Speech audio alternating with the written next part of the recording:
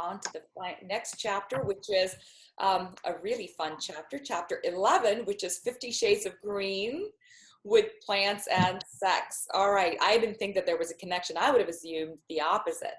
The more meat you eat, sort of, you know, the hotter. Think about a hot dog. If I had a hot dog in my hand, it would just be drooping down. Think about a carrot. That carrot's straight up, and that makes the case. But there's, again, I'll say it every time, there's a lot of science and a lot of reason to believe a plant-based diet favors long-term sexual health performance. It's a real problem. I mean, the science says, you know, by the time men are 50 to 60, 40, 50% of men have erectile dysfunction.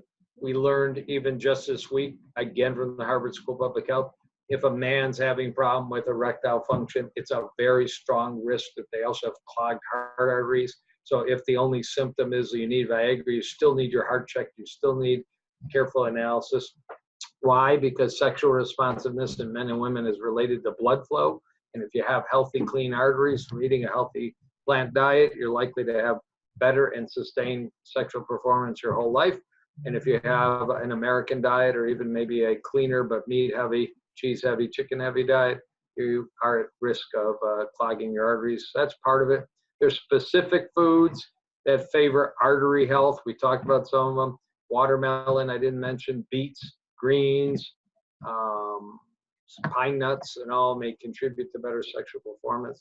There's some rumor out there, there's actually some science that body odor as measured scientifically is more favorable in people that eat plants and dead animals. So the whole dating scene might be more enjoyable. So, yeah, so I say switch your blue pills to blueberries. And the worst thing you can do before a date is eat something like a sausage egg McMuffin, because you will be the hot dog with no power in the tower. Are there any specific plants that actually drive sexual performance?